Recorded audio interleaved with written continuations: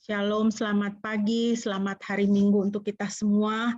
Puji nama Tuhan, pada pagi hari ini kita boleh berkumpul bersama, kita mau beribadah kepada Tuhan, karena kita menyadari bahwa Tuhan adalah segala-galanya di dalam kehidupan kita. Seperti matahari yang banyak memberikan kebaikan bagi planet bumi dan segala isinya bagi kehidupan kita, ya, sinar matahari itu begitu luar biasa, banyak berkat yang Tuhan berikan melalui sinar matahari, ya. Tidak bisa kita bayangkan kalau hidup kita itu tidak ada matahari, ya. Sinar mendatangkan kehidupan, cahaya selalu mendatangkan kehidupan. Biarlah demikian Kristus di dalam kehidupan kita. Dia menjadi surya, dia menjadi matahari bagi kehidupan kita. Mari kita mengawali ibadah kita pada pagi hari ini dengan menaikkan pujian dari Kidung Keesayan 521. Kaulah ya Tuhan surya hidupku, kita nyanyikan bait pertama dan bait yang kedua.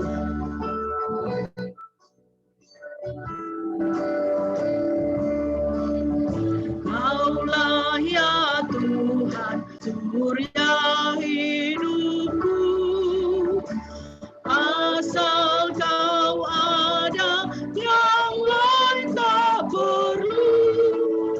Siang dan malam engkau ku kenal, di hadiratmu jiwaku tenang.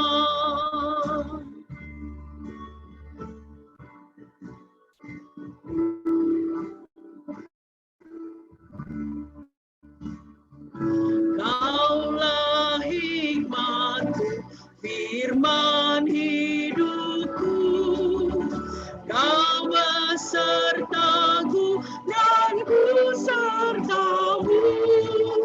Engkau Bapa-Ku, aku anakmu.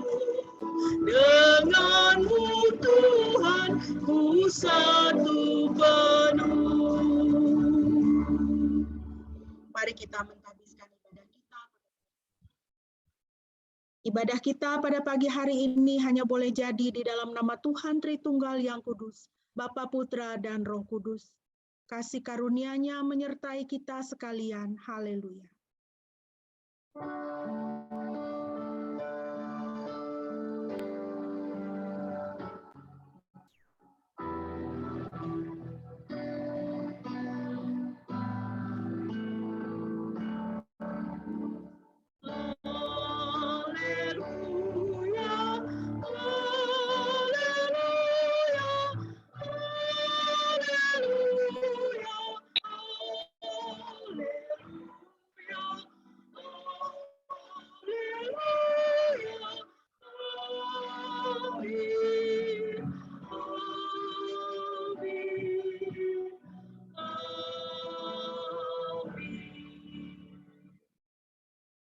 Firman Tuhan yang melandasi ibadah kita ini terambil dari Roma 3 ayat 22 sampai ayat 24. Demikianlah firman Tuhan.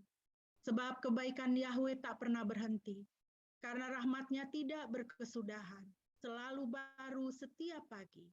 Besar kesetiaan Yahweh adalah bagianku, jiwaku berkata. Oleh karena itu aku akan berharap kepadanya. Puji nama Tuhan. Bapak Ibu yang dikasihi Tuhan, kebaikan Tuhan itu nyata di dalam hidup kita, dan seperti yang Tuhan firmankan kepada kita, Tuhan janjikan kepada kita. Dalam ratapan 3 yang kita baca tadi, kita melihat bahkan kebaikan Tuhan dan rahmat Tuhan itu tidak berkesudahan, bahkan selalu baru setiap pagi. Mari kita bersama-sama senantiasa mengucap syukur kepada Tuhan, dan senantiasa berharap kepadanya. Karena Dia selalu dapat diandalkan, Dia adalah Tuhan yang baik. Dia mengasihi kita. Mari kita kembali menaikkan pujian dari Kidung Keesayan 521. Kita nyanyikan ayat 3 dan ayat yang keempat.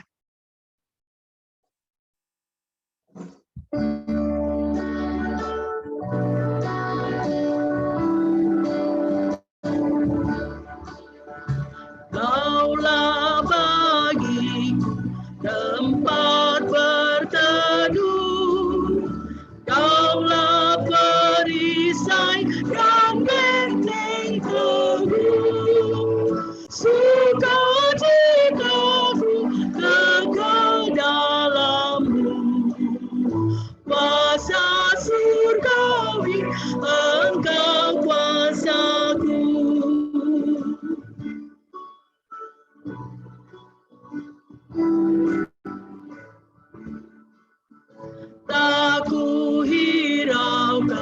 Pujian fana, hanya Engkaulah pusaka baka, Raja di surga, Engkau bagiku. Harta abadi, bahagia penuh. Puji nama Tuhan. Mari kita bersama-sama bermazmur dari Mazmur 121. Seiring dengan pujian kita bahwa Tuhan adalah pertolongan kita. Tuhan yang kasih setianya selalu baru di dalam kehidupan kita, yang selalu dapat kita andalkan. Kita mau bermazmur bersama-sama dari Mazmur 121. Saya akan membacakan bagi kita dan saya persilakan kita juga boleh bermazmur bersama. Mari kita memuji Tuhan. Nyanyian Siara. Aku melayangkan mataku ke gunung-gunung. Dari manakah datang pertolonganku? Pertolonganku ialah dari Yahweh pencipta langit dan bumi. Dia tidak akan membiarkan kakimu goyah. Penjagamu tidak akan terlelap. Tidak akan terlelap maupun tertidur penjaga Israel. Yahweh adalah penjagamu. Yahweh adalah naunganmu di sebelah tangan kananmu. Matahari tidak akan menyakitimu pada siang hari, ataupun bulan pada malam hari. Yahweh akan menjagamu dari segala kejahatan. Dia akan menjaga jiwamu. Yahweh akan menjaga pada saat engkau keluar dan pada saat engkau masuk. Dari sekarang sampai selama-lamanya. Haleluya, amin. Terpujilah Tuhan kita. Betapa perlindungannya sempurna, betapa pertolongannya sempurna. Pemeliharaan Tuhan tidak pernah gagal. Tuhan setia dan Tuhan menepati segala apa yang Ia firmankan, Ia janjikan kepada kita. Mari kita akan mempersiapkan diri, kita mau merenungkan firman Tuhan. Sebagai persiapan, mari kita kembali memuji Tuhan. Dari Kidung Keesan 684, kita nyanyikan ayat 1 dan ayatnya yang keempat. Ya Tuhan, tiap jam ku memerlukan.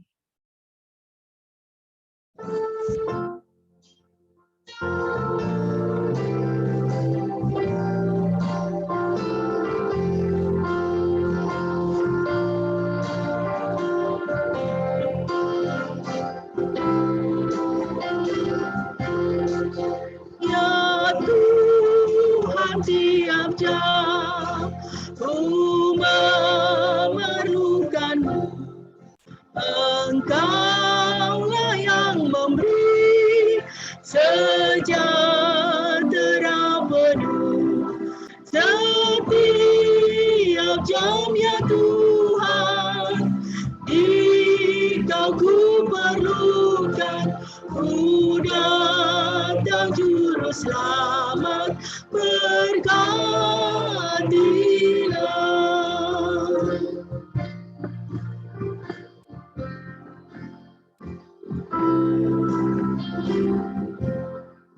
Ya Tuhan, tiap jam ajarkan maksud-Mu, beri janji-Mu genap di dalam hidup-Mu.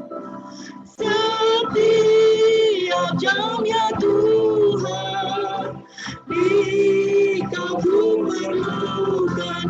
Ku datang juru selamat, berkatilah. Setiap jam, ya Tuhan, Dikau ku perlukan. Ku datang juru selamat, berkatilah.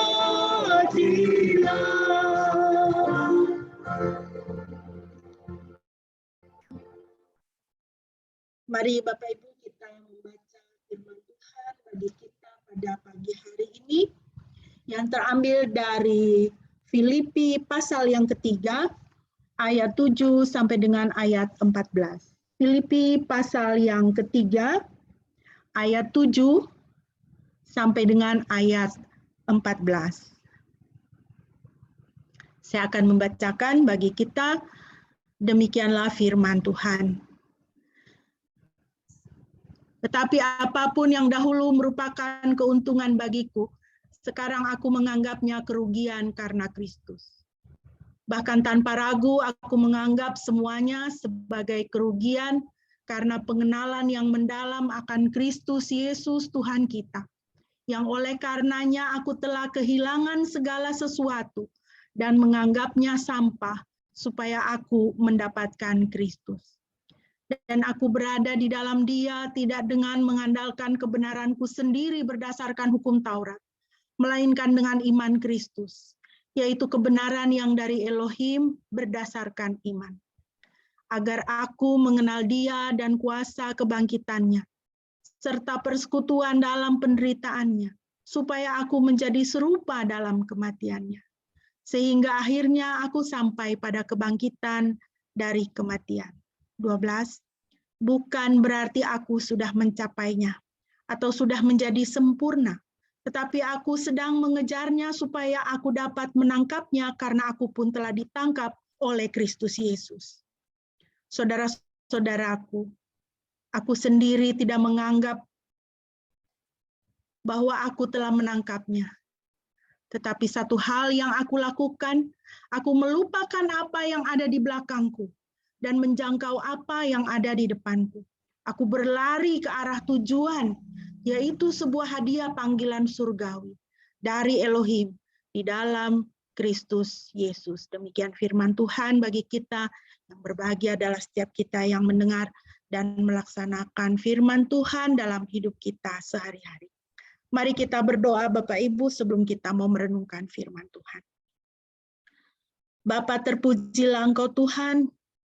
Kami sungguh bersyukur dan kami merasa mendapatkan hak yang istimewa, bahwa kami boleh menghampiri Engkau dan firman-Mu. Kami boleh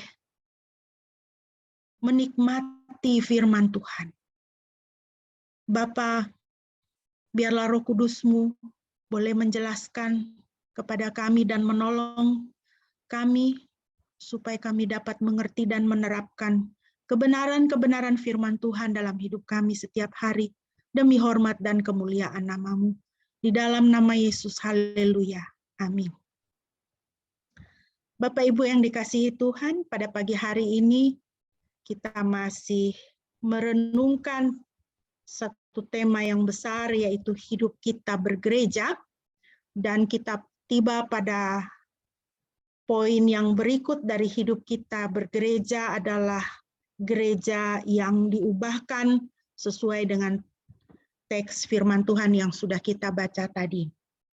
Baik, Bapak Ibu, mari kita melihat menyoroti ayat 10 dan ayat 11 dari Filipi pasal 3. Ini adalah ayat kunci dari perenungan kita pada pagi hari ini.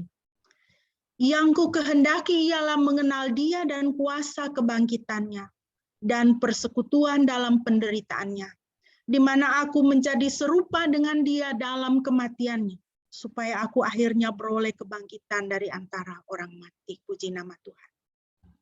Bapak Ibu, kita tahu bersama bahwa surat Filipi ini adalah surat penggembalaan yang ditulis oleh Rasul Paulus dan ditujukan kepada jemaat Tuhan yang ada di Filipi, gereja Tuhan yang ada di kota Filipi pada waktu itu. Di dalam, kalau kita membaca pasal 3 keseluruhannya, kita bisa melihat di situ bagaimana nasihat Paulus dan juga ya kalau kita bisa katakan pergumulan Paulus ya di dalam hidup kekristenan yang dia jalani adalah supaya dia terus-menerus diubahkan. Dia terus-menerus diubahkan. Diubahkan dengan satu tujuan yang kita lihat di sini, saya highlight di situ, di mana aku menjadi serupa dengan Dia dalam kematiannya dan seterusnya. Yang ku kehendaki ialah mengenal Dia dan kuasa kebangkitannya dan persekutuan dalam penderitaannya, di mana aku menjadi serupa dengan Dia, dengan Kristus. Itu adalah kerinduan mendalam dari hati Paulus. Itu adalah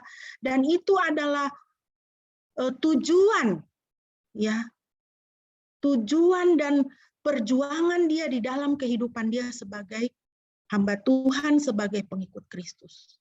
Keinginan dia, passion dia, ya, semangat dia, supaya dia diubahkan terus-menerus. Supaya apa tujuannya? Menjadi serupa dengan Kristus. Bapak Ibu, ini harus menjadi satu kerinduan kita juga. Seperti tema kita, yaitu gereja yang diubahkan. Sebagai gereja, sebagai orang percaya, kita harus terus-menerus diubahkan. Kita harus mempunyai kerinduan untuk semakin mengenal Kristus, semakin mengenal kuasa kebangkitannya dan persekutuan dalam penderitaan, supaya menjadi serupa dengan Kristus. Di dalam bagian lain, Bapak Ibu, di dalam surat Roma pasal 12 ayat 1 dan 2, di situ Rasul Paulus, ini ayat sangat terkenal sekali ya. Rasul Paulus menuliskan demikian firman Tuhan, janganlah kamu menjadi serupa dengan dunia ini, tetapi berubahlah oleh pembaruan budimu. Jadi kalau kita memperhatikan ayat ini Bapak Ibu, perubahan kita untuk kita semakin menjadi serupa dengan Kristus, itu adalah kehendak Tuhan. Dimulai dengan kata, janganlah kamu menjadi serupa dengan dunia ini. Janganlah ini kata, kata perintah, ya. Jangan menjadi serupa dengan dunia ini. Tetapi menjadi serupalah dengan Kristus. Bagaimana caranya? Berubahlah. Kamu harus berubah. Berubahnya mulai dari mana? Dari akal budi. Artinya dari manusia rohani kita, dari roh kita, dari jiwa kita itu harus berubah. Kata Yunani yang dipakai di sini adalah metamorfo. Ya. Kita kemudian mengenal kata ini metamorfosis. Ya. Metamorfosis itu perubahan dari dalam keluar. Ya. Jadi kita berubah itu dari dalam keluar. Roh kita, jiwa kita harus diubahkan. Harus dikuduskan terlebih dahulu. Barulah perilaku kita keluar itu bisa menjadi perilaku yang kudus dan benar. Ya.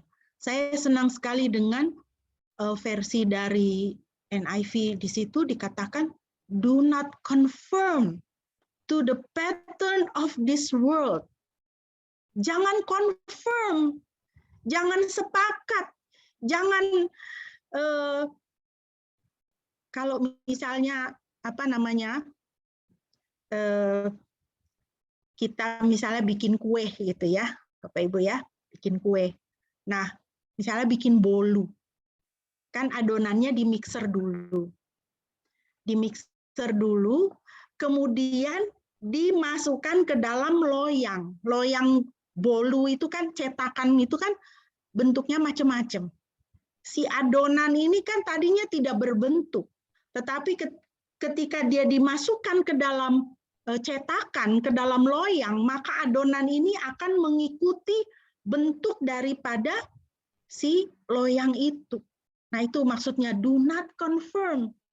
Jangan kamu mengikuti, menyesuaikan diri dengan pattern, dengan pola dunia ini. Ya. Jangan kita itu seperti adonan, ya, adonan bolu yang dimasukkan ke dalam loyang dunia ini. Nah, itu maksudnya. Ya, do not conform to the pattern of this world, but be transformed by the renewing of your mind. Tetapi hendaklah kamu itu ditransformasi, diubahkan. Ya. Diubahkan dari dalam. Ya. By the renewing of your mind, dengan pembaharuan akal budi, dengan pembaharuan manusia batinmu. Jadi kalau kita bertanya kehendak Tuhan bagi kita, itu apa? Di sini kita bisa menemukan satu, bahwa kita harus ditransformasi. Perubahan kita, transformasi kita adalah kehendak Tuhan. Transformasi kita adalah transformasi kudus. Kenapa saya katakan kudus? Karena kita itu dikehendaki oleh Tuhan supaya berubah, ditransformasi untuk menjadi serupa dengan Kristus. Tujuan orang Kristen di dalam dunia ini, tujuan gereja di dalam dunia ini, bukan diubahkan secara ekonomi. Dulu enggak punya uang, sekarang punya uang. Ya kalau dulu enggak punya uang, sekarang punya uang, ya bagus juga, ya kan? Dulu enggak sehat, sekarang sehat. Ya bagus juga, siapa yang enggak suka sehat? Kita semua sekarang, kita harus menjaga kesehatan. Ya. Dulu suka cekcok aja di dalam rumah tangga, sekarang damai sejahtera, kan senang juga. Iya kan? Bahagia juga. Siapa yang enggak mau bahagia? Siapa yang enggak mau senang di dalam rumah? Rumah itu jangan jadi neraka dunia, ya. Rumah itu harus menjadi surga dunia. Keluarga itu harus menjadi surga dunia. Keluarga itu adalah tempat di mana kita mencicipi sedikit surga yang akan kita diami nanti bersama Tuhan Bapa, ya kan? Tuhan bilang, saya sudah menyediakan tempat, ya. Tuhan Yesus bilang, saya pergi ke sana untuk menyediakan tempat. Itu tempat yang indah. Nah, kita ini masih di dalam dunia, kita sedang menuju ke sana. Nah, di dalam rumah tangga, di dalam keluarga Kristen, ya. Nah, itu adalah secicip daripada surga yang akan kita masuki nanti. Siapa yang tidak senang begitu? Ya, kita semua mau. Ya. Tetapi tujuan kita ada di dalam dunia ini, pengikut Kristus, bukan itu semua. Tujuan kita ada di dalam dunia ini, gereja di dalam dunia ini. Supaya kita semakin hari semakin diubahkan, ditransformasikan ke dalam pattern-nya, polanya Tuhan. Semakin serupa dengan Kristus. Ya. Nah, Bapak Ibu yang dikasihi Tuhan, berikut kita akan melihat 3 tahap metamorfosis rohani kita. Ya, kita akan melihat 3 tahap perubahan, transformasi kita. Yang pertama, berdasarkan Yohanes 3 ayat 1 sampai 16, 2 Korintus 5 ayat 17. Bapak Ibu boleh perhatikan ayat-ayat ini, silakan dicatat, nanti boleh baca secara lebih mendetil, ya. Di sini ayat yang saya tuliskan adalah dari 2 Korintus 5 ayat 17. Jadi siapa yang ada di dalam Kristus, ia adalah ciptaan baru. Yang lama sudah berlalu, sesungguhnya yang baru sudah datang. Proses perubahan kita, proses metamorfosis kita, proses transformasi kita itu diawali dengan kelahiran. Kelahiran baru atau ciptaan baru. Kita tidak bisa menjadi serupa dengan Kristus kalau kita tidak terlebih dahulu dijadikan ciptaan baru, dilahirkan kembali oleh Roh. Bapak Ibu bisa baca di dalam Yohanes 3 ayat 1 sampai 16 yang menceritakan bagaimana percakapan Tuhan Yesus dengan Nikodemus di situ. Barang siapa tidak dilahirkan dari Roh, dia tidak bisa masuk ke dalam kerajaan surga. Jadi penting Bapak Ibu dalam hidup kita menyadari ini pokok atau prinsip yang penting di dalam hidup keimanan kita, yaitu kelahiran baru. Kelahiran baru. Diciptakan baru. Kita lahir pertama dari orang tua kita secara daging. Kita lahir kedua oleh Roh Tuhan. Nah, prosesnya bagaimana? Bapak Ibu di sini ada 4 langkah, ya. Diawali dengan Anda menerima Yesus sebagai juru selamat Anda. Bapak Ibu, kita menjadi Kristen itu bukan warisan, ya. Memang pertama warisan, bisa kita katakan begitu. Karena apa? Mungkin kakek nenek leluhur kita Kristen, kakek nenek kita Kristen, orang tua kita Kristen, kita anak-anak kita Kristen, otomatis begitu, ya. Tetapi ingat firman Tuhan katakan, ya, kita harus menerima Yesus sebagai juru selamat. Kita harus dilahirkan kembali. dengan kesadaran kita, kita harus menerima Yesus sebagai Tuhan dan Juru Selamat kita secara pribadi. Saya menerima Yesus Kristus sebagai Tuhan dan Juru Selamat saya pribadi pada waktu saya SMA dalam satu KKR pada waktu itu di gereja. Ketika hamba Tuhan menyampaikan firman Tuhan dan menyampaikan tantangan untuk menerima Yesus, saya bangkit dan berdiri.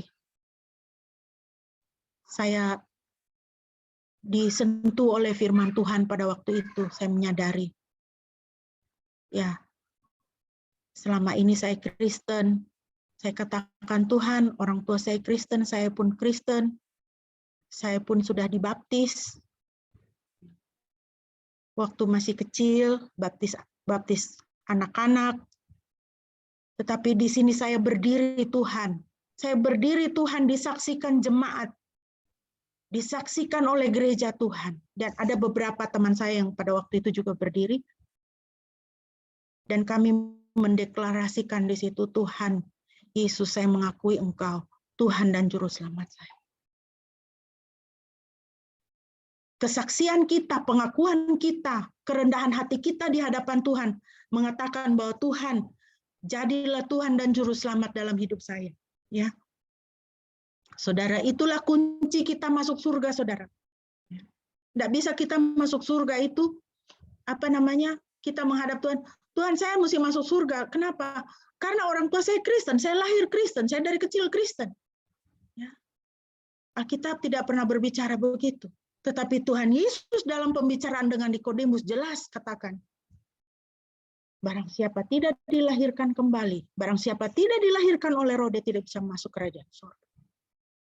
Jadi proses atau langkah pertama kita untuk ditransformasi, diubahkan untuk menjadi serupa dengan Kristus, adalah kita menerima Yesus sebagai Juru Selamat. Tetapi di sini pun harus disertai dengan kesadaran kita, mengaku dosa kita. Kita harus menyadari bahwa saya ini orang celaka. Saya ini pantasnya masuk neraka. Saya ini orang berdosa. Saya tidak bisa menyenangkan Tuhan. Saya tidak bisa hidup baik dan benar karena apa? Saya manusia berdosa. Kenapa kita menerima Yesus sebagai Juru Selamat? Karena kita datang kepada Tuhan dan kerendahan hati. Tuhan, saya orang berdosa. Sama seperti penjahat yang di sebelah Tuhan Yesus itu. Dia tahu diri, dia orang berdosa. Lalu dia menghadap kepada Kristus, dia bilang, Tuhan, kalau Engkau sampai di Firdaus, ingatlah saya. Lalu Tuhan Yesus bilang, saat ini juga Engkau ada bersama-sama dengan saya. Tuhan terima dia. Karena apa? Dia datang kepada Tuhan, dia menoleh kepada Tuhan, dia katakan, kalimatnya itu mengandung apa? Saya ini orang berdosa. Dia katakan kepada temannya, kita ini orang berdosa dan kita ini penjahat, kita ini pantas mati, tapi orang ini dia tidak ada melakukan sesuatu yang salah. Dia sadar dosa. Kenapa kita harus ingat ini, saudara? Karena dunia ini sekarang, ya, dunia sekarang, tren gereja sekarang, ya, tantang orang untuk terima Yesus, tetapi dengan motivasi yang salah, bukan karena untuk bertobat dari dosa. Bukan karena sadar diri sebagai manusia celaka yang tidak bisa menyelamatkan diri. Terima Yesus, ditantang untuk terima Yesus. Supaya apa? Supaya hidup diubahkan. Tadinya banyak hutang, sekarang tidak punya hutang. Tadinya hidup kacau balau, sekarang tidak kacau balau. Ya. Tadinya narkobaan, sekarang tidak narkobaan. Tadinya berkelahi terus dengan orang di rumah, sekarang tidak di rumah bisa ada damai sejahtera. Jadi ini motivasi yang salah. Ya, ajaran-ajaran dunia ini sekarang mengikat orang kepada dunia, menarik orang kepada dunia. Bukan membawa orang kepada Kristus. Langkah kedua setelah saudara menerima Yesus sebagai Tuhan dan Juru Selamat, dosa Anda diampuni. Anda dibenarkan di hadapan Elohim. Ketika kita merendahkan diri di hadapan Tuhan dan menerima Dia, menyadari akan dosa-dosa kita dan mohon kasih karunia-Nya, pengampunannya, maka dosa kita diampuni. Maka kita dibenarkan di hadapan Elohim. Bukan karena kita benar, tetapi karena Tuhan Yesus, Tuhan Sang Putra, Dia yang membenarkan kita di hadapan Tuhan Bapa. Lalu Roh Kudus berdiam di dalam diri kita. Itu yang terjadi selanjutnya. Karena firman Tuhan katakan, Roh Kudus itu dicurahkan kepada orang yang percaya, kepada gereja, kepada orang-orang yang mengakui Yesus Tuhan dan Juru Selamat.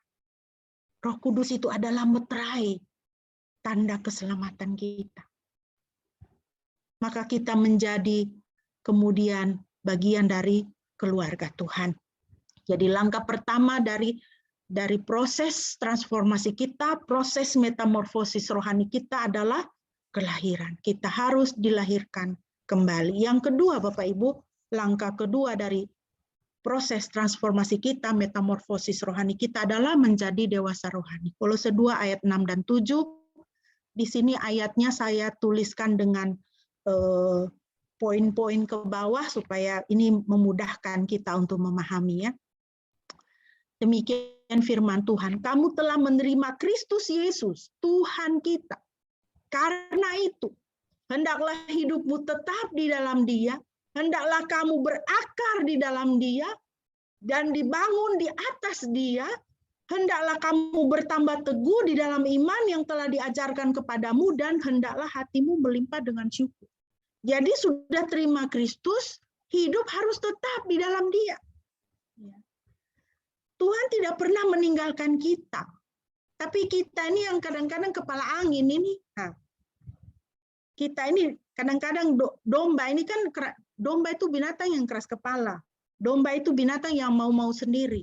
Ya. Sudah ada kandang, sudah ada gembala, mau tergoda dan mau cari jalan yang lain, akhirnya sesat, ya kan?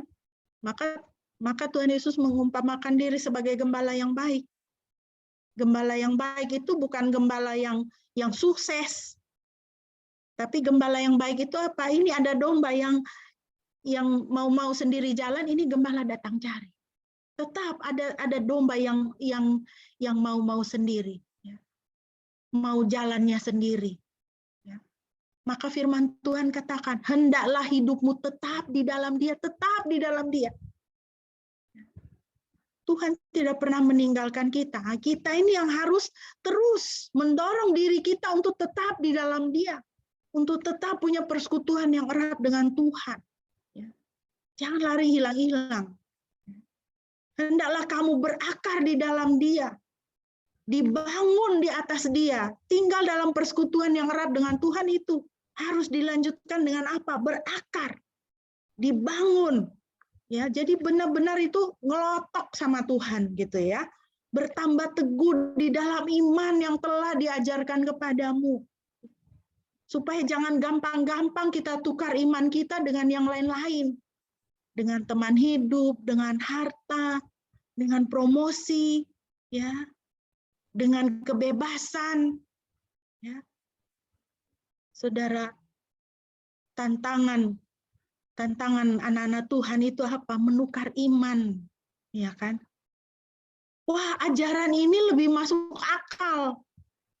Kalau ajaran Kristen kayaknya nggak masuk akal, ya.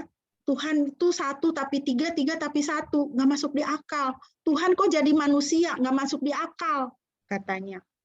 Iya kan? Cari ajaran lain aja yang masuk akal, gampang diterima, gampang dilakukan, ya kan? Itu tantangan gereja, itu tantangan anak Tuhan. Yang gampang-gampang, yang gampang-gampang itu gampang masuk neraka, saudara. Ya, karena firman Tuhan bilang apa?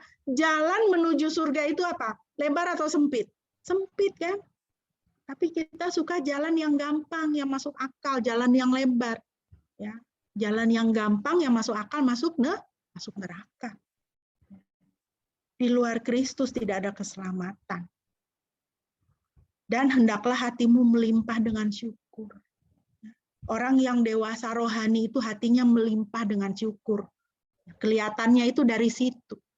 Ya.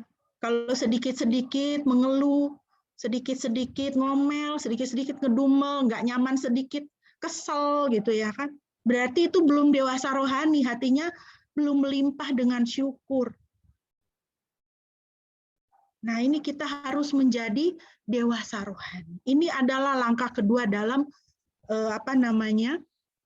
perubahan transformasi kita. Langkah yang ketiga, Saudara, adalah reproduksi rohani. Matius 28 ayat 19-20, 2 Timotius 2 ayat 2. Ayat ini adalah 2 Timotius 2 ayat 2. Apa yang telah engkau dengar daripadaku di depan banyak saksi, percayakanlah itu kepada orang-orang yang dapat dipercayai, yang juga cakap mengajar orang lain. Jadi proses transformasi kita setelah nomor 1 kelahiran, yang kedua menjadi dewasa rohani, yang ketiga adalah reproduksi rohani. Apa yang sudah kita terima dari Tuhan, itu harus kita salurkan. Ya, apa yang sudah kita terima dari Tuhan harus kita salurkan. Tuhan menghendaki supaya kita itu mereproduksi. Ya, jangan yang bereproduksi itu cuma MLM, ya kan? Jangan yang bereproduksi itu cuma hutang, lah piye. Gitu kan? Jangan yang bereproduksi itu cuma kemarahan, kepahitan, bereproduksi. Ya kan? Kita ini hidup dengan kepahitan, kita bikin orang lain juga jadi kepahitan sama kita, itu reproduksi kepahitan namanya. Kita dikuasai oleh roh takut, cemas, khawatir, lalu kita transfer roh, kita bikin orang lain juga takut, ya kan? Itu reproduksi roh ketakutan namanya. Tapi reproduksilah apa? Firman Tuhan. Sampaikan firman Tuhan. Matius 8, 28, 19, 20, amanat agung. Itu reproduksi rohani. Pergilah, baptiskanlah orang. Ya kan? Beritakanlah Injil. Itu reproduksi rohani. Nah, itu yang harus ada dalam hidup kita. Kita sharing motivasi hidup sehat kepada orang lain, bagus. Kita sharing bagaimana mengelola keuangan dengan baik, bagus. Ya. Kita sharing bagaimana hidup kita itu harus ada tujuan, hidup sebaik-baiknya, punya hikmat, itu bagus, tapi itu bukan reproduksi rohani. Itu tidak membawa jiwa kepada surga, Saudara. Dalam hidup kita harus bawa jiwa, Saudara. Yang Tuhan inginkan, Tuhan kita bawa jiwa. Ya. Ada satu lagu rohani yang sudah old ya, lagu rohani jadul ya. Engkau cari intankah untuk mahkota Tuhan? Kita tuh mesti cari intan untuk mahkota Tuhan, kata pujian itu. Intan-intan dan permata, jiwa-jiwa Tuhanku, ya.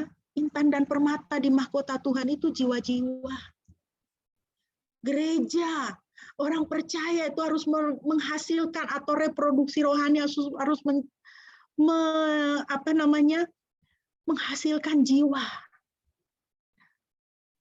MLM-nya itu harus MLM jiwa, gitu ya, Saudara ya. Tidak salah kalau kita membagikan tips-tips kesehatan, tips-tips keuangan, tips-tips kehidupan, tapi harus menghasilkan jiwa, Saudara. Tidak bisa kita berhenti di menjadi motivator, ya. Tapi harus menjadi penginjil. Orang Kristen jangan cuma jadi motivator, jadi penginjil, Saudara, itu kehendak Tuhan. Ya. Yang berikut. Bagian yang kedua, sarana metamorfosis kita, sarana perubahan kita. Ada 3 juga ya, Bapak Ibu. Yang pertama adalah firman Tuhan. Ya, slide berikutnya. Yang pertama adalah firman Tuhan, Bapak Ibu. Mazmur 119 ayat 36-37. Condongkanlah hatiku kepada peringatan-peringatanmu, dan jangan kepada laba. Lalukanlah mataku daripada melihat hal yang hampa. Hidupkanlah aku dengan jalan-jalan yang kau tunjukkan. Oke, Tuhan menghendaki kita mengalami perubahan menuju kepada keserupaan dengan Kristus. Sarananya bagaimana? Sarananya yang pertama adalah firman Tuhan. Ya, dalam Mazmur ini dikatakan, condongkanlah hatiku kepada peringatan-peringatanmu dan jangan kepada laba. Jadi kalau hati kita itu dicondongkan kepada firman Tuhan, kepada peringatan-peringatan Tuhan, otomatis kita itu tidak akan memperhatikan laba atau mencari keuntungan sendiri. Lalukanlah mataku daripada melihat hal yang hampa, hidupkanlah aku dengan jalan-jalan yang kau tunjukkan. Otomatis ya, kalau kita mencondongkan hati kita kepada firman Tuhan, maka kita tidak akan memperhatikan hal-hal yang sia-sia, hal-hal yang hampa. Ya, maka firman Tuhan di situ akan mengubahkan kita. Mazmur 119, 129, 130. Peringatan-peringatanmu ajaib, itulah sebabnya jiwaku memegangnya. Bila tersingkap firman-firman-Mu memberi terang, memberi pengertian kepada orang-orang bodoh. Firman Tuhan akan membuat kita menjadi lebih berhikmat, lebih mengerti. Di situ firman Tuhan mengubahkan kita. Kalau kita berpegang kepada firman Tuhan. Ingat, tidak bisa kita berubah, saudara, menjadi seperti Kristus, mengalami transformasi dalam hidup kita, perubahan dalam roh dan jiwa yang kemudian keluar dari ke dalam perilaku kita sehari-hari yang bisa dilihat orang. Ya. Tidak bisa itu kejadian semuanya itu kalau kita tidak berpegang kepada firman Tuhan. Ya, ini ada satu hamba Tuhan yang sangat luar biasa dipakai oleh Tuhan, yaitu John Stott. Dia katakan, ini gambarnya, saudara bisa lihat orangnya seperti apa, ya. Beliau sungguh luar biasa dipakai oleh Tuhan. Anda tidak dapat menjadi orang Kristen yang dewasa rohani jika tidak membaca Alkitab secara teratur. Nah, ya, ini sederhana sekali, saudara. Anda tidak dapat menjadi orang Kristen yang dewasa rohani jika tidak membaca Alkitab secara teratur. Tidak bisa kita semakin hari menjadi semakin seperti Kristus kalau kita tidak membaca Alkitab secara teratur. Membaca Alkitab harus menjadi bagian dari kehidupan kita. Sama seperti kita makan sehari 3 kali. Makan untuk badan kita. Berapa kali kita membaca Alkitab dalam sehari?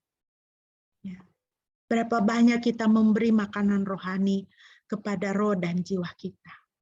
Kalau kita tidak membaca Alkitab, apalagi tidak membaca Alkitab secara teratur, tidak bisa jadi orang Kristen yang dewasa rohani. Akan tetap menjadi orang Kristen yang masih kanak-kanak. Ya, bukan cuma masih kanak-kanak, bahkan apa? Orang Kristen yang pola pikirnya itu pola pikir duniawi. Nilai-nilainya itu bukan nilai-nilai rohani. Bukan nilai-nilai surga. Ya. Jadi kita bisa lihat banyak masalah di gereja, banyak masalah di antara anak-anak Tuhan. Kenapa? Karena pola pikirnya tidak rohani. Ya. Gontok-gontokan sana sini, iri-iri sana sini. Yang satu dapat berkat, ya. Yang satu dapat berkat untuk beli motor, yang satu iri. Gitu. Ini kok terjadi gitu loh misalnya dalam gereja. Ya. Iri-irian gitu, ya. Nggak dewasa rohani sama sekali, ya. Nah, kutipan yang di bawah, kata mutiara di bawah itu bukan dari John Stott, cuman saya tidak ingat siapa yang mengatakannya, tapi dia katakan begini, we are what we respond to.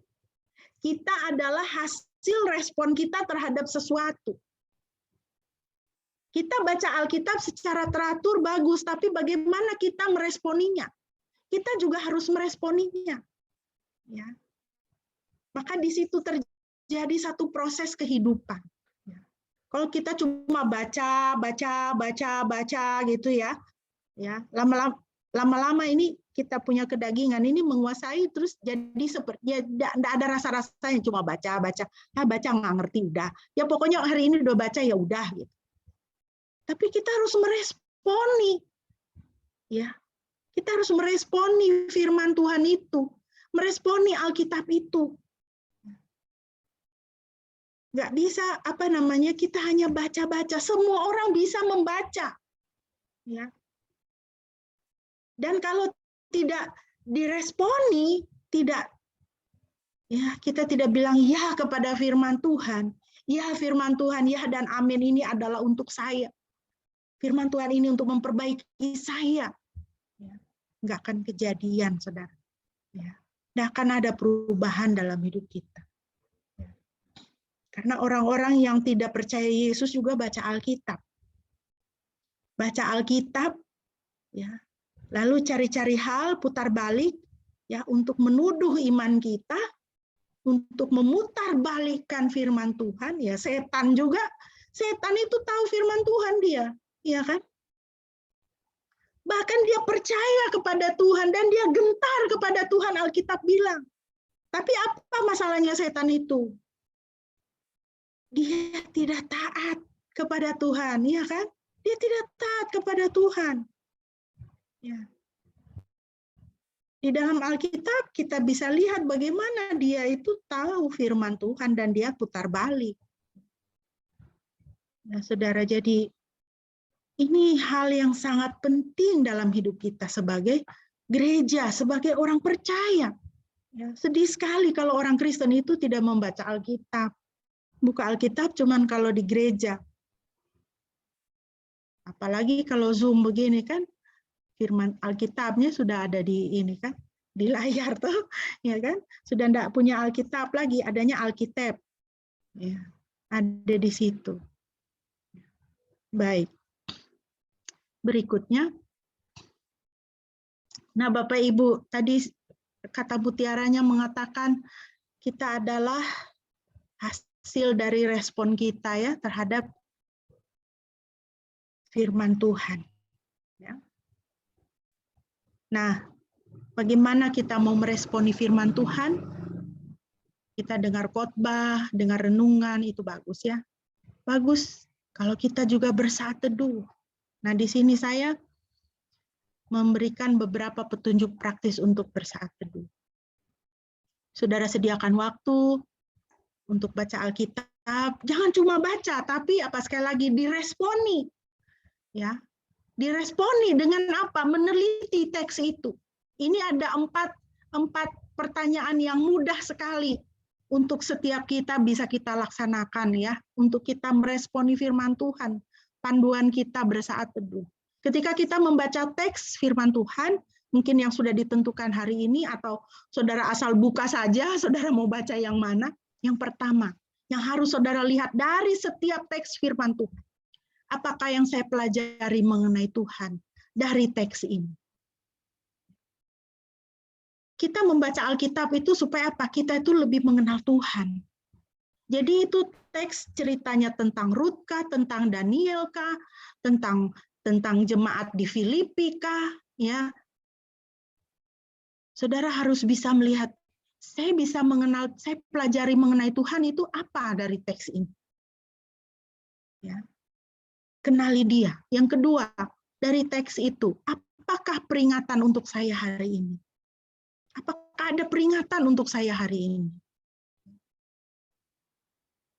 Apakah ada dosa yang harus saya tinggalkan? Saya, ya, ketika kita baca ayat firman Tuhan, janganlah kamu khawatir akan hari ini, karena hari ini mempunyai kesusahannya sendiri, kesusahan sehari cukuplah untuk sehari. Itu peringatan untuk saya. Oh iya, peringatan. Tuhan ingatkan saya hari ini tidak boleh khawatir. Dosa apa yang harus saya tinggalkan? Oh, dosa khawatir. Saya masih ada dosa khawatir enggak? Oh iya. Saya masih suka kepikiran ini, itu. Lagi ada masalah ini. Kekhawatiran itu dosa. Oh, saya harus tinggalkan. Jangan tunjuk jari, tunjuk saya. Jangan tunjuk orang, tunjuk saya. Betul Tuhan, memang itu si A, si B itu, tukang khawatir itu, ngeri itu kalau sudah khawatir kepikiran itu kan sampai sakit perut lah, sampai sakit kepala lah, cocok betul. Ya. Jangan tunjuk orang, tunjuk saya, tunjuk diri sendiri. Yang keempat, ketika saudara membaca teks firman Tuhan, apakah janji Tuhan untuk saya hari ini? Apakah ada janji Tuhan untuk saya hari ini? Janganlah khawatir akan hari esok. Janji Tuhan, pasti Tuhan akan pelihara saya, jadi saya tidak usah khawatir. Itu janji Tuhan. Yang kelima, saudara, coba hafalkan satu ayat kunci yang dapat menjadi pegangan Anda untuk hari ini. Ya, hafalkan satu ayat kunci yang menjadi pegangan Anda untuk hari ini. Otak kita ini kan seperti komputer. Komputer itu siap diisi dengan file-file, dengan arsip-arsip, ya kan? Otak kita itu harus banyak-banyak diisi dengan ayat firman Tuhan. Dan itu menjadi pegangan. Itu menjadi firman Tuhan itu pedang roh. Ketika kita di dalam kesesakan, nanti itu dia akan muncul itu firman Tuhan yang menguatkan kita. Ya. Jangan pagi, siang, malam, FS dan PC, FS dan PC. Itu aja yang di kepala kita gitu ya kan. Ini firman Tuhan, ini harus ada di dalam kepala kita. Ya. Sebenarnya saudara, zaman modern ini gampang sekali saudara. Saudara mau saudara aduh saya sibuk, saya bangun pagi sudah harus masak begini begitu. Saudara, aduh gampang sekali mau bersaat teduh itu saudara. Ini saya kasih contoh, ini adalah bantuan aplikasi ya. Ini adalah aplikasi yang saya ibadahharian.net ini saya pakai juga. Ya. Sambil masak, dengar firman Tuhan sambil masak. Di akhir perenungan diajak berdoa Bapa kami. Kadang di akhir perenungan pengakuan iman rasuli. Kadang saya senyum sendiri. Puji nama Tuhan. Kapan-kapan saya pengakuan iman rasuli di dapur. Ya kan? Jadi betul-betul sangat dimudahkan kita sekarang ini. Ini zaman anugerah menurut saya ini zaman anugerah Tuhan untuk kita lebih dekat kepada Tuhan, cari Tuhan gampang. Ya, saudara bisa pakai ini. Banyak cara saudara untuk bersaat teduh. Ya, selanjutnya. Yang kedua, saudara, sarana kita untuk bertransformasi adalah Roh Kudus. Galatia 5:16, maksudku ialah hiduplah oleh Roh, maka kamu tidak akan menuruti keinginan daging. Yohanes 14:26, tetapi penghibur yaitu Roh Kudus yang akan diutus Bapa dalam namaku, dialah yang akan mengajarkan segala sesuatu kepadamu dan akan mengingatkan kamu akan semua yang kukatakan kepadamu. Puji Tuhan, haleluya.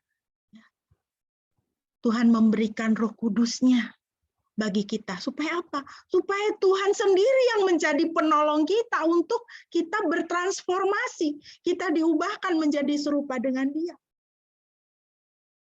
Roh Kudus diutus Bapa dalam namaku, kata Yesus. Dan Dialah yang akan mengajarkan segala sesuatu kepadamu. Dia akan mengajar kita. Dia akan memimpin kita. Dia akan ingatkan kita kepada firman Tuhan. Dia akan menolong kita dalam proses transformasi kita. Mari kita melihat beberapa poin dari Alkitab, pekerjaan Roh Kudus dalam metamorfosis kita. Ya, pekerjaan Roh Kudus itu banyak, saudara. Ini dalam hal metamorfosis kita. Yohanes 16:4b-15. Roh Kudus menginsafkan dunia akan dosa, kebenaran dan penghakiman. Ya. Kalau orang percaya, orang benar, ya, orang benar, anak Tuhan, itu dia bisa tidak berbuat dosa. Masih bisa dia jatuh ke dalam dosa, masih bisa saudara dan saya jatuh ke dalam dosa, masih bisa. Tetapi kita bisa tidak berbuat dosa. Dan ketika kita jatuh ke dalam dosa, kita ada berbuat dosa, kelalaian dan sebagainya, Roh Kudus menginsafkan kita akan dosa, yang menghasilkan pertobatan. Roh Kudus sentil ting gitu ya, mencuri gitu ya kan, aduh Tuhan, saya sudah salah ini. Lalu kita bertobat. Ya. Tapi kalau orang belum percaya, orang yang masih hidup di bawah kuasa dosa, itu tidak bisa tidak berbuat dosa. Dia pasti akan berbuat dosa. Dan tidak bisa tidak berbuat dosa. Ya. Jadi yang ada di situ hasilnya adalah penghakiman dan penghukuman. Ya. Condemnation. Tetapi pekerjaan Roh Kudus bagi kita adalah conviction, menyadarkan kita, menginsafkan kita. Dia sentil kita, sudah jalan salah ini ya, balik, bertobat. Oh iya Tuhan, saya bertobat, ampun dosa. Memimpin kita ke dalam seluruh kebenaran. Ya. Tuhan Roh Kudus akan memimpin kita ke dalam seluruh kebenaran.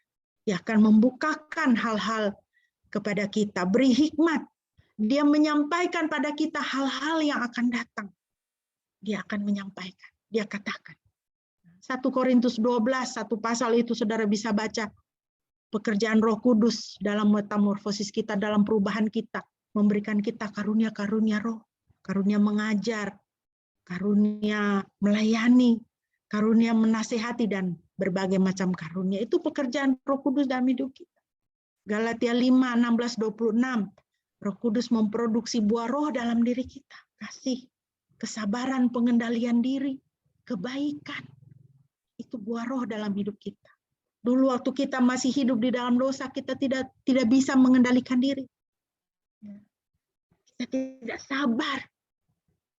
Ketika kita sudah menjadi anak Tuhan, Roh Kudus bekerja dalam hidup kita, menghasilkan apa? Buah roh, kesabaran, pengendalian diri, kebaikan, kasih. Dulu waktu masih hidup di dalam dosa, jahat, pikir jahat, buat jahat. Setelah menjadi anak Tuhan, Roh Kudus berproduksi buah roh, menjadi anak Tuhan yang baik, mengasihi, gampang mengampuni, senang mengampuni. Ya. Itu adalah pekerjaan Roh Kudus di dalam perubahan kita. Yang ketiga, yang terakhir Bapak Ibu, sarana perubahan kita adalah komunitas orang percaya. Amsal 27 ayat 17. Besi menajamkan besi, orang menajamkan sesama. Jadi jangan tidak mau bergaul dengan orang, bergaul dengan orang. Besi itu, pisau itu hanya bisa tajam kalau dia kena batu asa, iya kan?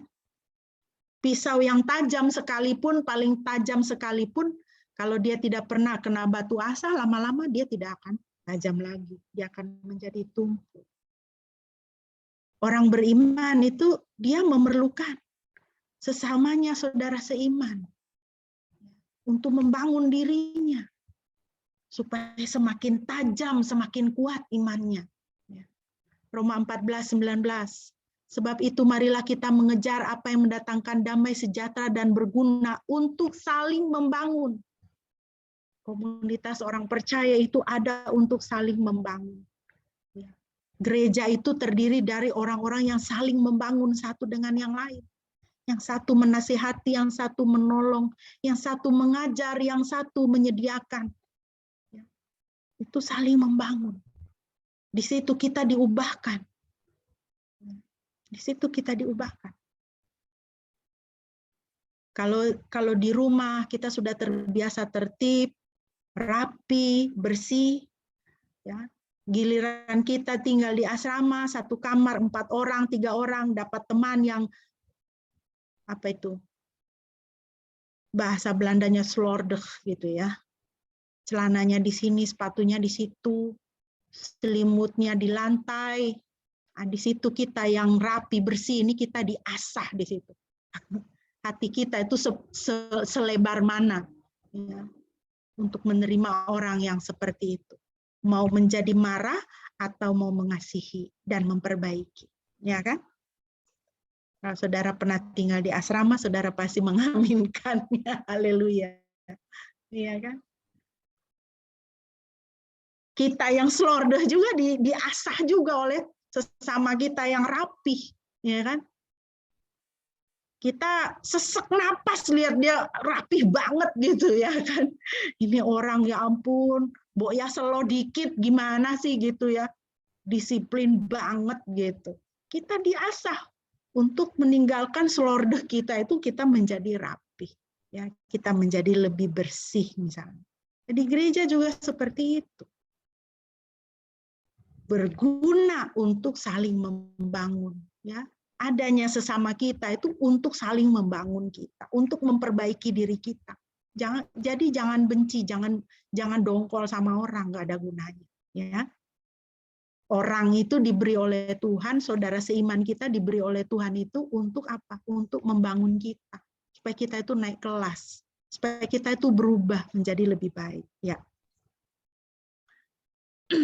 Nah, Bapak Ibu, ini ada satu kisah sedikit, kisah kecil seorang bapak. Bapak ini dia marah kepada Tuhan karena satu perkara, dia marah kepada sesamanya saudara seiman anggota gereja karena satu perkara. Akhirnya dia memutuskan dia tidak mau ke gereja lagi. Dia tidak mau ke gereja on-site, dia tidak mau ke gereja online, pokoknya aku di rumah baca buku, duduk santai di depan perapian, di musim dingin, sebentar lagi udah mau Natal, udah mulai dingin-dingin, males lah ketemu orang. Emangnya gua pikirin ngeselin aja kerjanya. Istri dan anak-anaknya sampai udah malu sama Pak Pendeta tiap kali ditanya, Bapak mana Bu? Gitu. Ya gitulah Pak Pendeta, bagaimana ya, saya juga bergumul, doakanlah Pak Pendeta suami saya. Akhirnya satu kali Pak Pendeta, Ibu saya ke rumah ya, gitu. Oh iya Pak, senang sekali kalau Pak Pendeta boleh ke rumah. Lalu Bapak Pendeta ini dia pergi ke rumah Bapak ini, dan Bapak ini katakanlah namanya Pak Stanley gitu ya, katakanlah gitu Pak Stanley. Dia tidak pusing ada Pak Pendeta di situ, dia duduk aja dia menghadap perapian. Pak Pendeta juga tidak bicara. Pak Pendeta cuma ambil kursi duduk di sebelah dia. Mereka berdua duduk diam-diam. Sementara api di perapian itu menyala. Dia tidak menegur Pak Pendeta juga tidak. Shalom Pak Stanley, apa kabar? Enggak, Pak Pendeta diam saja. Duduk saja sama dia dalam keheningan. Setelah berapa lama Bapak Pendeta kemudian bangun, lalu menuju ke perapian. Perapian itu menyala bagus dengan kayu bakar ya. Pak Pendeta menuju ke perapian, lalu Pak Pendeta mengambil sebatang kayu keluar dari perapian itu. Lalu meletakkannya di sebelah perapian. Kayu yang tadinya membara dengan api di perapian, setelah dikeluarkan dari kumpulan api itu, lama-lama apinya mulai meredup, mengecil dan akhirnya mati. Tinggallah dia kayu arang, sementara kayu-kayu yang lain masih berapi bersama-sama. Pak Stanley kemudian memperhatikannya baik-baik, dan setelah melihat kayu yang mati itu, dia berpaling kepada Bapak Pendeta. Lalu Pak Stanley mengatakan, terima kasih Pak Pendeta sudah mengunjungi saya. Besok saya akan ke gereja. Oh iya, Pak Stanley. Baik, terima kasih. Puji Tuhan. Tuhan. Ya, next. Saudara firman Tuhan dalam Ibrani 10 ayat 25 mengatakan, janganlah kita menjauhkan diri dari pertemuan-pertemuan ibadah kita. Seperti yang dibiasakan oleh beberapa orang. Tetapi marilah kita saling menasihati dan semakin giat melakukannya menjelang hari Tuhan yang mendekat. Firman Tuhan ingatkan kita supaya kita jangan menjauhkan diri dari ibadah. Jangan menjauhkan diri dari bertemu dengan saudara seiman kita.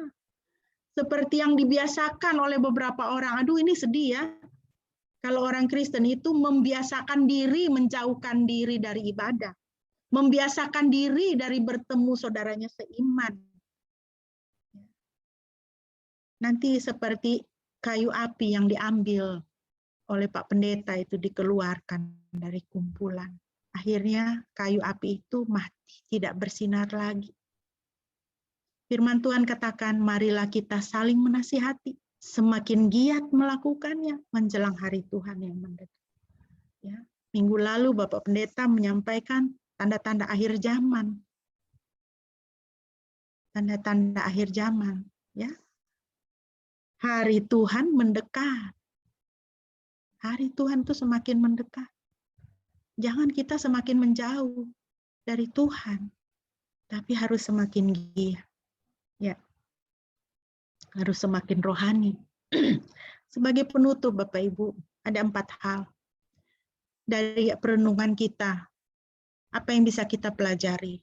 Tuhan menghendaki perubahan hidup kita, yaitu transformasi kudus. Transformasi kudus. Tuhan Yesus tidak mati di atas kayu salib supaya kita tidak punya hutang lagi, lepas dari rentenir, tidak. Tuhan Yesus tidak mati di atas kayu salib ya, supaya kita bisa menjadi lebih sukses, lebih makmur, hidup lebih terhormat, tidak. Tuhan Yesus mati di atas kayu salib supaya kita mengalami transformasi kudus. Supaya kita menjadi orang-orang kudus. Dan transformasi kudus itulah kehendak Tuhan. Itulah yang dikehendaki Tuhan dalam perubahan hidup kita.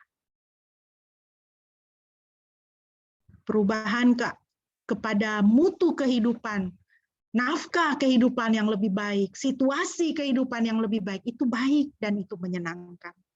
Tetapi itu tidak membawa kita ke surga. Karena Tuhan itu maha kudus dan orang yang bisa menghadap Dia hanyalah orang yang dikuduskan.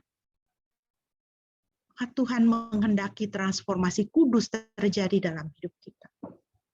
Pertama-tama Ia telah mengerjakannya bagi kita dengan pengorbanannya di kayu salib dan dalam hidup dan dalam kita menjalani proses transformasi itu di sepanjang hidup kita yang jelas pasti tidak mudah, ya tidak mudah proses transformasi itu. Karena seperti kata Martin Luther, kedagingan itu seperti kayu yang hanyut di sungai. Kadang dia tenggelam, nanti dia muncul. Kadang dia tenggelam, nanti dia muncul. Ya kan? Kita sudah umur 50 tahun ke atas, ini segala sate babi apa segala macam kan kita mesti batasi itu. Wah, tiap hari kita makan sayur. Tapi itu kedagingan muncul, aduh pengen makan daging. Jadi proses itu tidak mudah, saudara. Betul, kita harus akui. Baru berdoa, Tuhan, berikanlah saya hati kesabaran hari ini. Haleluya, amin. Begitu kita keluar rumah, ya, tetangga punya anjing, tetangga punya kucing, beol di depan rumah, kita udah, aduh gimana sih ayamnya, anjingnya nggak diurus begini. Proses transformasi tidak mudah, saudara. Tuhan juga tahu. Tuhan tahu. Dan Dia menyediakan sarana. Firman Tuhan, Roh Kudus, ya, komunitas orang percaya itu adalah sarana untuk menolong kita menjalani proses transformasi. Dan Dia tunjukkan caranya.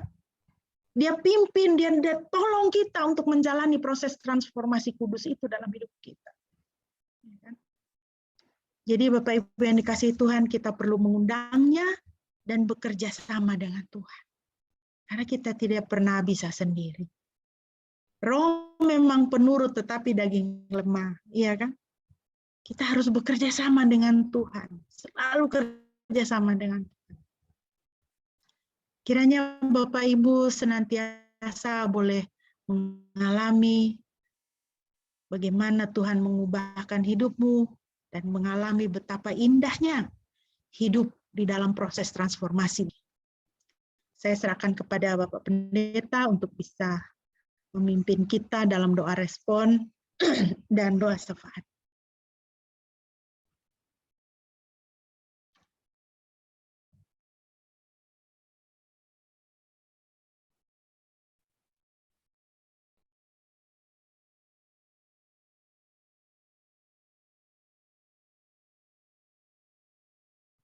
Baik, mari kita berdoa. Kita akan menyambut firman Tuhan ini, dan kita juga akan menaikkan doa-doa syafaat.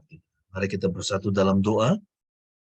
Terima kasih Tuhan atas kebenaran firman-Mu yang kembali mengingatkan kami perlunya kami menjadi gereja Tuhan, bait Tuhan yang diubahkan, yang mengalami transformasi. Tidak cukup hanya menjadi orang Kristen KTP yang biasa-biasa saja, yang tidak menjadi garam dan terang dunia, yang tidak memberitakan Injil, yang tidak pernah memikirkan untuk menjadi berkat bagi sesama. Tapi Tuhan, Engkau mau supaya kami menjadi serupa dengan Kristus. Dan kami diingatkan bahwa Yesus Kristus, ketika Dia ada di dalam dunia ini, Dia menjadi garam, Dia menjadi terang, dengan pengajarannya, dengan mujizat-mujizat yang Ia lakukan, Dia telah merubah orang-orang yang bertemu dengannya. Dia merubah sebuah masyarakat. Dia merubah sebuah negara. Bahkan Dia merubah bangsa-bangsa. Dia merubah dunia ini. Dan Tuhan, kami tahu bahwa Engkau mau dimanapun kami berada, kami menjadi agen-agen perubahan. Supaya dunia ini menjadi lebih baik, orang-orang yang kami temui di jalan kami menjadi lebih baik. Dan supaya hidup kami menjadi berkat. Untuk itu kami harus terus-menerus berubah menjadi semakin sama seperti Kristus. Dan Tuhan ingatkan kami caranya, yaitu dengan tekun membaca firman-Mu, merenungkan dan melakukannya. Juga senantiasa mengandalkan pimpinan Roh Kudus, dan tidak menjauhkan diri dari pertemuan-pertemuan ibadah, tidak menjauhkan diri dari sesama orang percaya.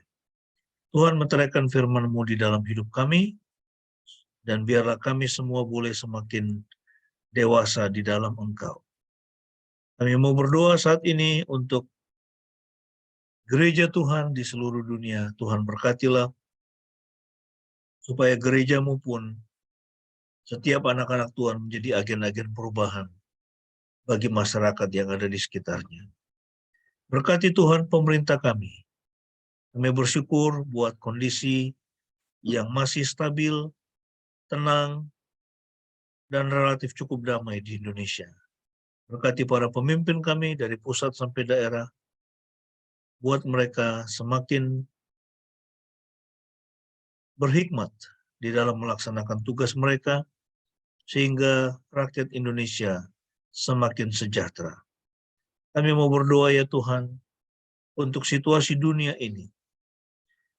Perang yang terus terjadi antara Rusia dengan Ukraina.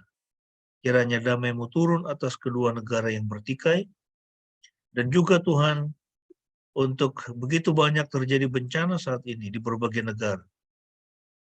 Dan secara khusus negara-negara yang mengalami bencana kelaparan, krisis pangan.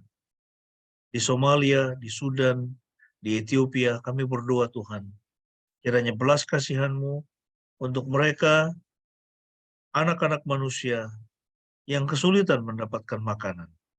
Biarlah Tuhan sendiri yang menolong dan membuka jalan, sehingga mereka juga boleh mendapatkan makanan hari ini dan hari-hari yang ada di depan. Terima kasih Bapa, kami serahkan setiap kami, keluarga kami ke dalam tangan-Mu, pekerjaan kami ke dalam tangan-Mu. buat kami berhasil dengan apapun yang kami lakukan. Begitu juga dengan anak-anak kami, supaya mereka semakin bertambah-tambah di dalam pengetahuan mereka, di dalam ilmu yang mereka pelajari, dan berhasil dengan semua hal yang mereka cita-citakan. Kami alaskan doa ini dengan doa Bapa kami seperti yang Tuhan Yesus sudah ajarkan kepada kami. Mari kita naikkan bersama-sama. Bapa kami yang di surga, dikuduskanlah namamu. Datanglah kerajaan-Mu, jadilah kehendak-Mu di bumi seperti di surga. Berikanlah kami pada hari ini makanan kami yang secukupnya, dan ampunilah kami akan kesalahan kami, seperti kami juga mengampuni orang yang bersalah kepada kami, dan janganlah membawa kami ke dalam pencobaan, lepaskanlah kami daripada yang jahat, karena Engkau yang punya kerajaan dan kuasa dan kemuliaan sampai selama-lamanya. Amin.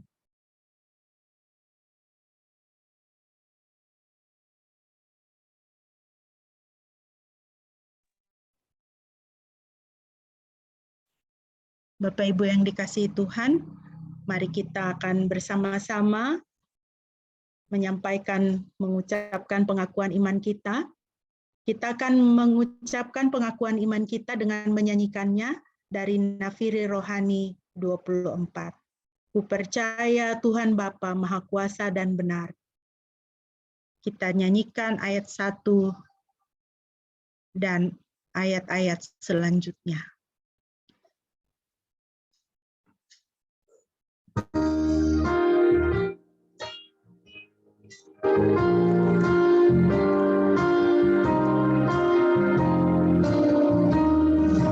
Ku percaya Tuhan Bapa Maha Kuasa dan benar, yang menciptakan semesta dan seluruh isinya, menjaga dan pelihara semua bangsa di dunia, yang memimpin kehidupan, aku harap kasih-Nya.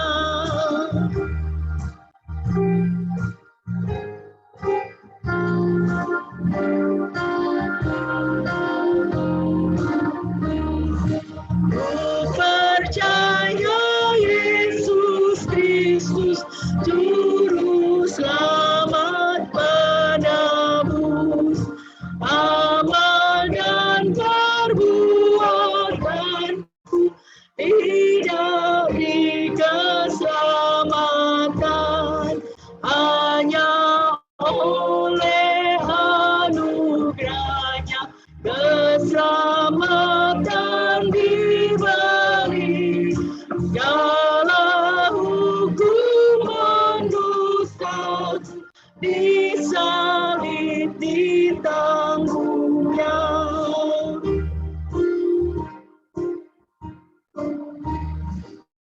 Ku percaya Roh Kudus, sandar kepadanya terus, Roh pemimpin dan penghibur, yang beserta aku terus, yang menghibur waktu susah, menguatkan waktu lemah, sepanjang jalan hidupku, Dia pimpin aku terus. Jemaat yang dikasihi Tuhan, masukilah minggu yang baru yang ada di hadapan kita, yang Tuhan sudah sediakan berkat-berkat di dalamnya. Terimalah berkat Tuhan. Yahweh memberkati engkau dan memelihara engkau. Yahweh membuat wajahnya bersinar atasmu dan bermurah hati kepadamu. Yahweh menghadapkan wajahnya kepadamu dan memberi engkau damai sejahtera.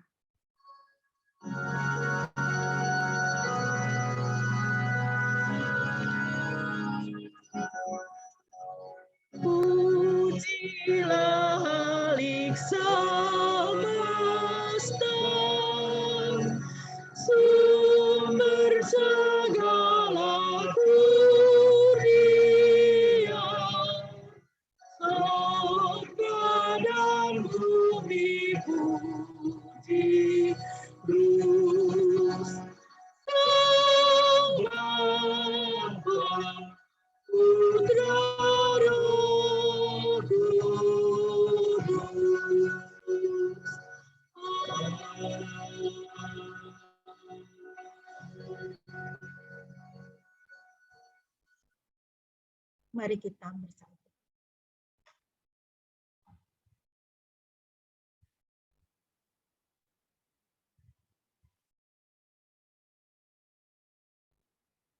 Amin. Demikian Bapak Ibu, ibadah kita pada pagi hari ini telah selesai. Tuhan memberkati.